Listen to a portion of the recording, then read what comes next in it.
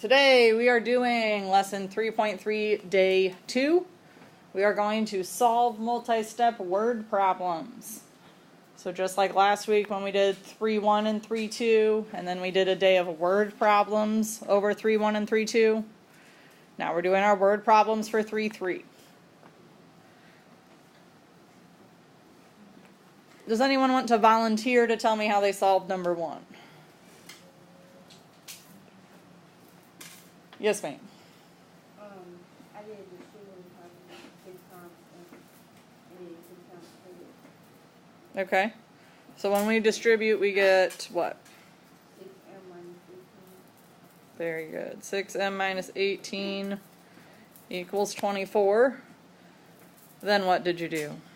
I added 18 to 24 and then I got 22. Add 18 to both sides. So we get 6m equals 42. All right. And I divided by 6 and then got 7. Divide both sides by 6. We get that m equals 7. Wonderful. All right, so that would be a problem like we did on Friday, where we've got a couple steps we have to take in order to solve it. Would anyone like to volunteer and explain number 2 to me?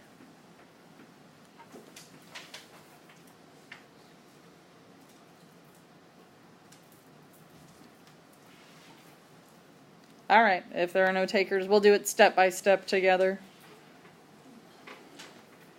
Last week we talked about this type of problem where we have a fraction bar, and that means that the numerator is grouped together. So if the numerator is grouped together, Lexi, what do you think I need to do first? Very good. We have to get rid of that denominator by multiplying both sides by 5. 5 times 0 is still 0. Equals 8 minus 2x.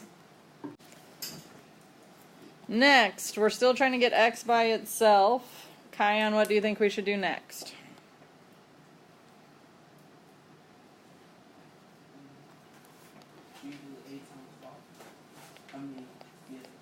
We already used up those 5s, so the 5 here just canceled with the denominator. 5 times 0 was 0.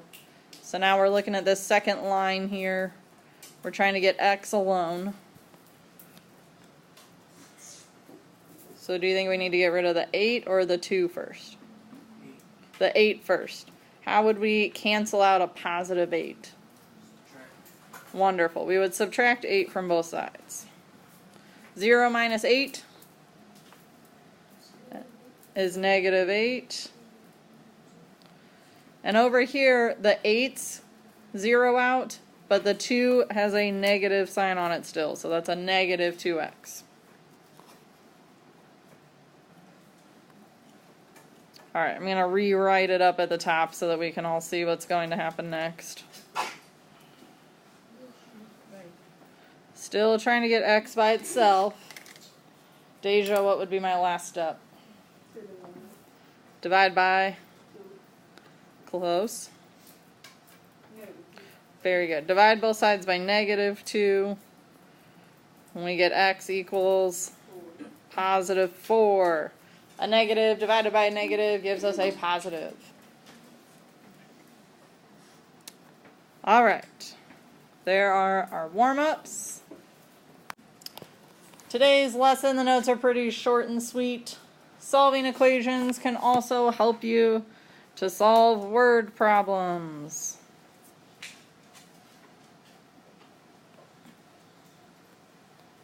Solving equations can also help you to solve word problems. All right, we have to define our variable, write an equation, and then solve it. It says the sum of 38 and twice a number is 124. Find the number. Okay. So it first says define your variable, which on this one, it won't be as special as some of the other word problems we're going to do. But we have to state our variable and what it stands for. Okay, so we get to pick our variable, but we also have to say what it represents or what it stands for. So in this case, I'm going to say that n is my variable, and it stands for a number. In other word problems, your variable will stand for something more interesting, like a cost, or a speed, or something other than just a number. We'll practice defining our variable. Next step is to write an equation. So we have to break this up one piece at a time. I'm just going to erase this so I've got a little space above where I'm working. So I like to go through when I read it and just kind of write above each piece what it means. So the word sum, Jamal Dixon tells me I'm doing what operation? Addition. So kind of above here I like to make myself little notes. Sum means I'm adding. Well, 38, that's not really changing, right? That's just a 38. And twice a number. So I already said n will represent my number. Jalen, what would twice a number mean? Multiplication. So twice a number is going to be 2n. Same thing from last week. Tariana, the word is should make me think of what? What symbol? Equals. Good. And then, of course, the 124 is just 124. All right, what questions do we have about the notes that I made myself? So I just took one piece at a time and kind of wrote what it should represent or mean. Now this makes it really close to what I actually want to write for my equation. What do you think is the only thing that needs to get rearranged? Jamal? Right, the addition sign needs to go in between those two things, and then I'll have my equation set up. So writing some little notes above will help you write your equation. 38 plus 2n equals 124. Okay, in order to solve it, we've got to get n by itself. So remember, if it helps, we can box it in, separate our equation up. Logan, what would I do first to get n by itself?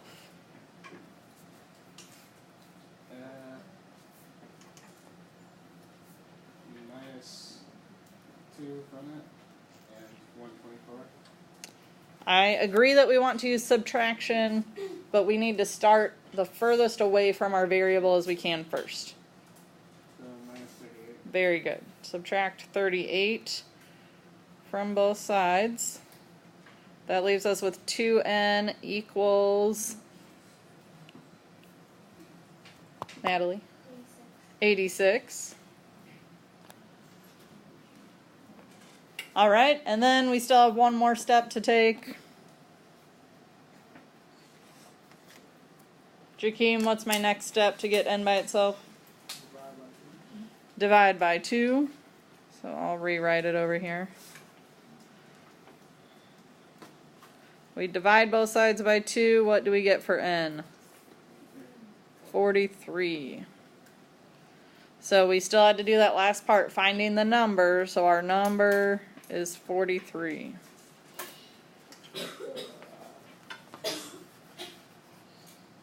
Alright, this one's going to be just a little bit trickier than the last one, but I still think our first step should be to go and write what each piece means before we do our whole equation. 4 less than half of a number is 17. Find the number. So again, we need to define our variable. I'm still going to use that n represents my number.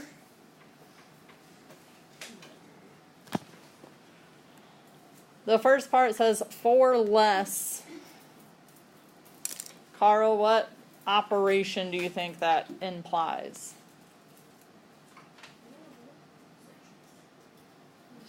Subtraction. If we're taking less some quantity, we are subtracting from it. Okay, but 4 less is not 4 minus. Does anyone want to raise their hand and tell me what it means? Keon. Subtract what? I think you're working ahead. We haven't even got to the half yet. Deja, what did you think? It would be -4 instead of 4 minus. Very good. Instead of 4 minus, the phrase 4 less than means we're going to be taking something and subtracting 4 from it. Okay, so then let's take the next chunk. Half of a number. Shannon, how do you think we would represent half of a number? 1/2 times what? What's our variable? N. Half of a number would be the 1/2 n. Everyone should know what that one is. Equals, is always equals, and 17, of course, is just 17. But once again, we've got a little rearranging to do to write our actual equation. Does anyone want to volunteer? Keon, what do you think needs to happen? Half of n, subtract 40, 17. Very good. We have to rearrange it. We have to take 1/2 of n minus 4, and that's what gets set equal to 17. Alright, now that we've got our equation set up, we can start solving it. Jamaro, what is the first thing I should do? Add 4 to both sides. I like it. That gives me 1/2 n equals 21. My next step, Nevaeh, what do you think I should do?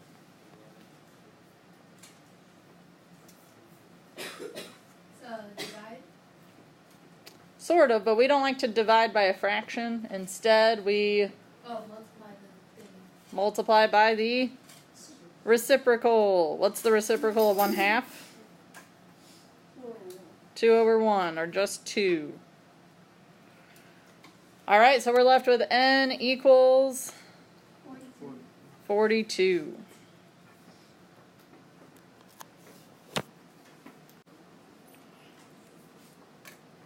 Alright, I'm going to go through these, and I'm going to make my little notes, and then I'm going to ask you guys how you set them up for the equations. First, we should still be in the habit of defining our variable. That'll become more important on the next set of problems. So n is a number here.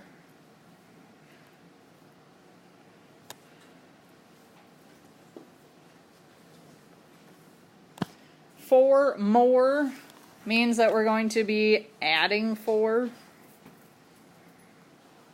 2/3 of a number, that's 2/3 times our number, or 2/3 n, is equals, and then 22. So, hopefully you recognize that we should rearrange that a little bit to get 2/3 n plus 4 equals 22. If you did 4 plus 2/3 n, that's the same thing. Addition, order does not matter.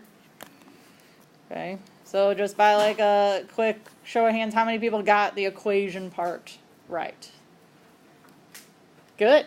I like it. If you didn't, it's okay. That's why we're practicing. I just like to see that we're getting on the right track. Box in the variable. Adrian, what do you think I should do first to start getting n by itself from here? Take 4 from both sides. Very good. Subtract 4 on both sides. 2/3 n equals 18. This next part's the tricky part. Keon, what do we do? You multiply by the reciprocal. What's the reciprocal? 3/2. Multiply by the reciprocal, which is 3/2. We can cross cancel. What can cross cancel? 2 and 18. If you didn't cross cancel, it's okay. You can still get to the same answer. But if we cross cancel, we end up with 9 over 1 times 3 over 1. So n equals 27. If you just multiplied 18 times 3 and 1 times 2, that's fine. You would just then have to divide 54 by 2 to get 27. On this one, I'll go through and put what I wrote for my notes. So again, n is a number. Whoop. 4 times a number, that's multiplication, so that's 4n. Decreased by 24 means we would subtract 24 means equals -20. On this one, it's nice because I don't have to rearrange it. That is my equation. So writing those notes gave me my whole equation.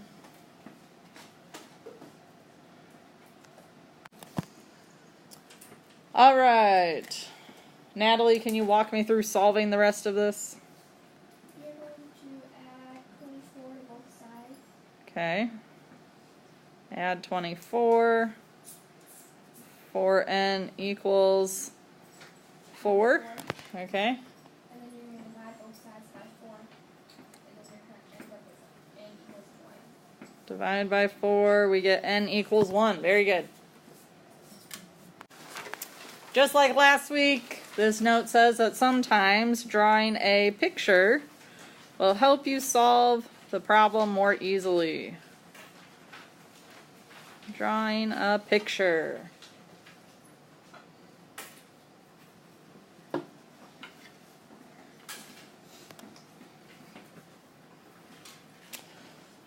Number 5 says the length of a rectangle is 3 inches more than the width.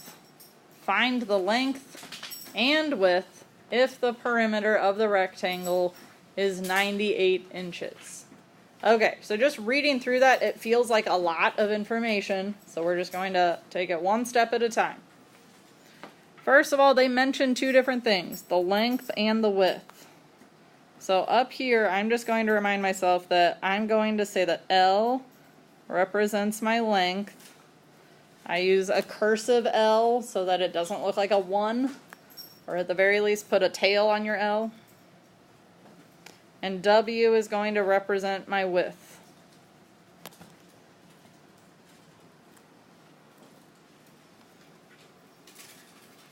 Then we can go through and kind of write our notes like we were doing before as we read through this. So the length, or L, is, what symbol goes in for is, equals 3 inches more than the width. More than should make us think of what operation? Addition.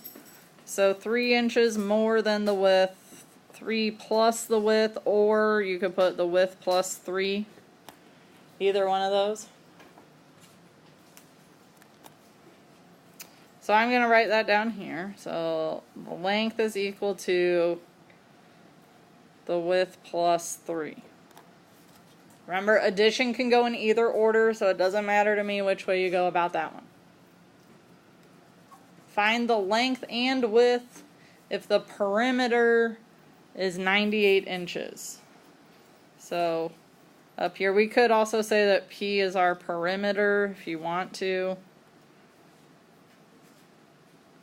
And we can make ourselves a note that the perimeter is equal to 98 inches. But we need to talk about how we calculate the perimeter, so that's where our picture might come in handy. So if this is my width on the sides, my width, these ones would be my length, but instead of using an L, I'm going to use the W plus 3. We need to stick with just one variable. So if I were to label those as L's, I would have W's and L's, and that's not going to help me out. To Find perimeter, we add the sides. So I've got W plus 3 plus W plus 3. And my perimeter, or all of that, should be set equal to, what's my perimeter? 98. Alright, so now we combine like terms. How many W's are we adding together? 4 of them. So 4W plus 3 is 6 equals 98. We are going to then solve this problem. I'm going to go through and do it just to save a little bit of time. We subtract 6 from both sides. 4W is equal to 92. We divide by 4. What do we get for W? W is equal to 23. But they didn't just want the width, they also wanted the length. It said find the length and the width. So if I have the width, how am I going to figure out the length? We add 3. It told us the length is 3 more than the width. So for the length, we add 3 to it, and what do we get? 26. And those should both have units of inches. Because they told us in the beginning that it was 3 inches more. Alright, so let's skip ahead to number 7. Enrico paid $4.75 for a sandwich, a drink, and a frozen yogurt. He remembered that the drink and yogurt were $1.15 each, and that the sandwich had too much mustard. But he forgot the price of the sandwich. How much did the sandwich cost? Okay. In order to set this up, we have to define our variable. So we have to pick a letter and what it stands for. So what's the one thing here that we don't know that we're trying to figure out? How much the sandwich cost. What variable do you want to use? N? Okay, we can stick with N.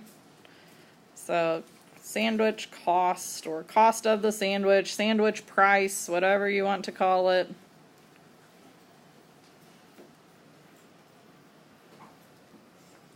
Then we have to set up some sort of an equation.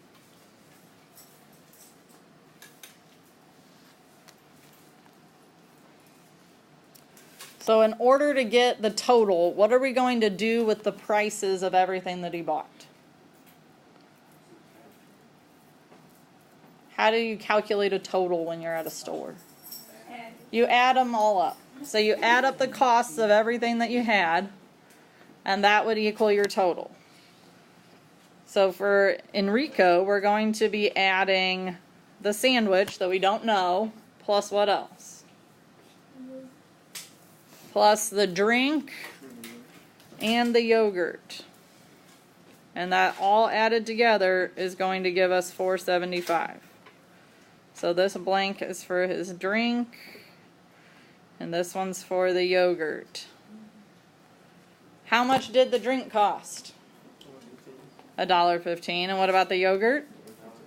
Also $1.15. Okay, so we set up an equation. Now we just have to solve it. Can we simplify the left side of the equation? Yes, how?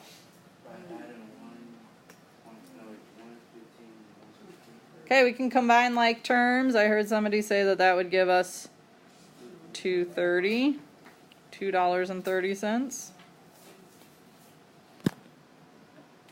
Alright, so n plus 2 3/10 is equal to 4 3/4, 4.75.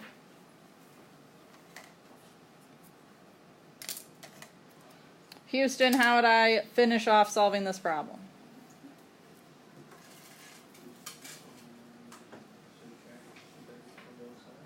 Very good. We're going to subtract the 2.30 from both sides.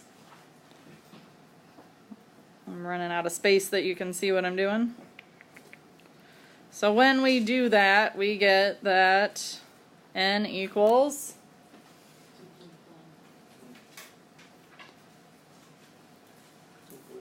245. So the cost of the sandwich was $2.45, and apparently it had too much mustard, which I just don't think is a thing. I like lots of mustard. What do you mean, ew? Oh my gosh. You guys are crazy. All right. Are we good with number 7? Okay. All right. Consecutive integers. If x is an integer, then the next integer after that is going to be x plus 1. So if you have a number, the next consecutive number, the number after that, is adding 1 to it. If x is an even integer, the next consecutive even integer is x plus 2. And it's the same thing if x is an odd integer. To get to the next odd integer, you would still add 2. Think about if you wanted to get from the number 1 to 3, those are consecutive odd integers. We would still have to add 2 to it. Find 3 consecutive integers whose sum is 153.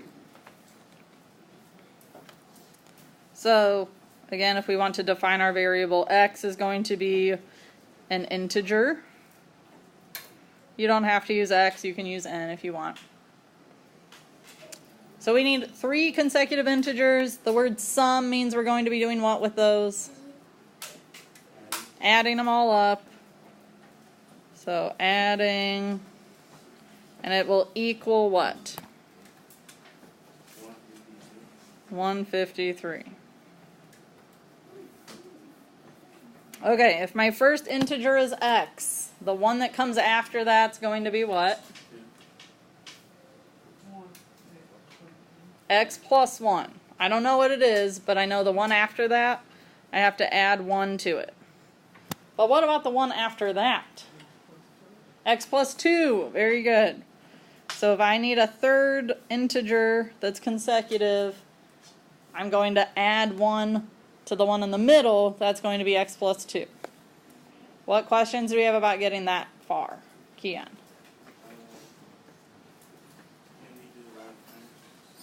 Yes, now we will combine like terms.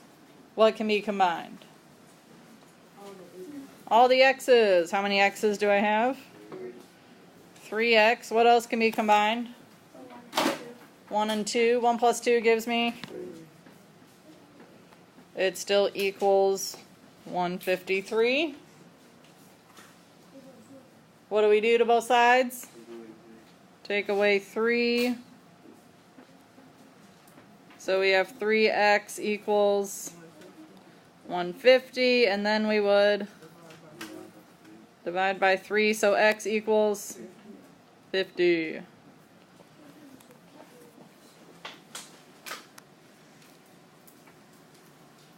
Alright, so that's the last example we're going to be able to get through today together.